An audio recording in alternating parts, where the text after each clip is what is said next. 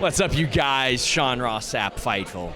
Here with a man you have seen all over the place, Luke Kurtis. Where all have we seen you over the last year? Because I remember when, like, I wouldn't say you started to pop up everywhere, but Mustafa Ali segment at TNA, I was there for that. And then you're just popping up all over the place. Yeah.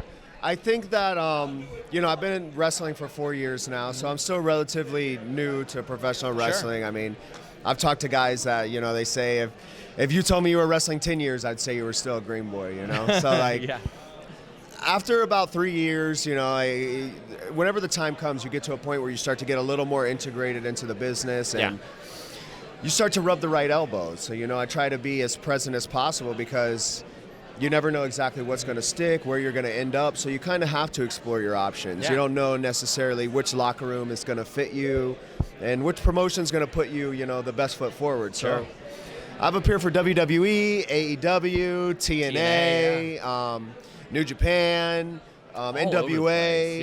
Yeah, pretty much any major promotion in wrestling. I like to focus on the TV. I'm a TV guy. Obviously, I could put in the work, but I like the television. I like the cameras on me. So. I think the first time I may have seen you on TV, OVW? Yes. Because, I'm from Lexington, so I'm at the gym on the Stairmaster and OVW's on. I've got it set to record on my DVR. Yeah. It shows like multiple times a week. Yep. So I'm seeing you pop up there.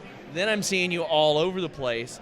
How is that? Where are you based out of? Or where were you based out of? So I originally started in Miami, Florida. Okay. I was a pipe fitter welder before I got into wrestling. Leila, my fiance, I actually met her. She was a bartender, and I was just a drinker. So I would go in there and drink after work every day. And we started dating, and we had never talked about how I was an amateur wrestler. Mm-hmm. So at some point she wanted to become a pro wrestler, and we started the same day. And we started in Miami, Florida, but we didn't really have like an understanding of professional wrestling. We weren't current fans. I had grown up a fan, she had grown up a fan, but we were just trying something new at almost 30 years old, right? That's fantastic. That's wild. Man. Yeah, so she Googles like performance wrestling, that's what I call it. She Googles performance wrestling, and it takes us to our first school in Miami. I generally don't put them over because there's a bad relationship. That's fair. Yeah, but I started in Miami, Florida, and then I ended up about a year into Orlando. Okay. The Orlando area, I kind of thought that was where the mecca of wrestling was going to be because of WWE and things like that. For sure. I didn't know that there was an independent wrestling scene. Yeah. So in my mind, as soon as I started, I'm like, all right, when do I go to NXT? Yeah. When do we go to the PC? So then it just became a matter of trolling the independents and realizing that maybe Florida is not where I needed to be. And I somehow got to OVW, and that's really what made a big difference in my career. Yeah, I saw you all over OVW. And, really got to see more of you than that. And, Leila was there, too, which was, I know great things for her growth as well, but what led you to OVW? And where were you still in Orlando at that point? Were you like in the tri-state area? Where was that? So we were in Orlando, and we had been trying to get to OVW for probably like our first year. We had spoken to them originally, and then we just finally decided to make the trip. So they were like, hey, you guys can come in. And what really worked out for me is the first time that we went, I got 2 matches on the TV. And, I'm still super green. I didn't really understand, like, the psychology of professional wrestling. I was kind of just doing the moves, doing the bad habits or whatever it was. But we got to OVW finally, and I had 2 matches, and the locker room is the reason why I went to OVW. I wasn't really fitting in, I would say, as well as I would like to in the Florida scene. So the boys were like, you need to come out here. They were like, we'll use you, we need guys. So then as soon as we got in the car and we were heading back to Florida, I told her, I was like, I think we need to move to Kentucky. Granted, awesome. At that time, she had just started doing stuff with AEW. Yeah. She's a beautiful woman. She was a model before this. She's been in music videos. So she was getting flown out for a lot of appearances to do signings, things like this. I didn't have anything like that. So, it was more of a thing like, I really need this. And she jumped on board with me. And in reality, she needed it too because she started to helping her a lot. It seems like that's when she got signed. She started getting put over. I'll put the championship on her right away, and then the rest is history. She's been there ever since. And I love seeing it. Like I've got a soft spot, obviously, because it's the Kentucky area. Yeah. Kentucky comes with a bunch of different hurdles for wrestling because it's a commission state, but also it's sort of centrally located. We're not that far from Indianapolis, Cincinnati, all that, but there's not a robust indie scene there outside of like or Louisville. Yes. So, I mean, OVW really does showcase a lot of people. You ended up getting, like we mentioned, popping up on WWE TV, all that stuff. What kind of feedback did you get when you were appearing on those? And like, did anybody happen to give you any valuable advice while you were there? While I was at like WWE? Any of them, yeah. Yeah, I mean, absolutely. I mean, I feel like that's where I really... You know, for me, it was really like a matter of building up my network. You know, now I know so many people in professional wrestling because of these opportunities, you know, because I go to SmackDown, because I go to Raw, because I go to AEW, because I go to TNA. I was just with TNA last night, you know, just showing my face and getting to know people because, you know, wrestling is really, it's relationships, right? Because even if you're, same thing with UFC, same thing with all fighting aspects. Like, if you're a great fighter, they will put you out there, but if you're a problem, it creates problems for everybody, and nobody wants to deal with problems. So it's just a matter of getting integrated and becoming friends, really, with a lot of the other talent and other wrestlers in the business. And the advice and the knowledge that I've gotten from being around, you know, guys like Jamie Noble, Shane Helms, Abyss, Adam Pearce, just so much knowledge that they dump into you on, like, where you should stand, how you should do things, you know, Triple H, like the thing that I've noticed right away, because I was doing WWE work when Vince was there.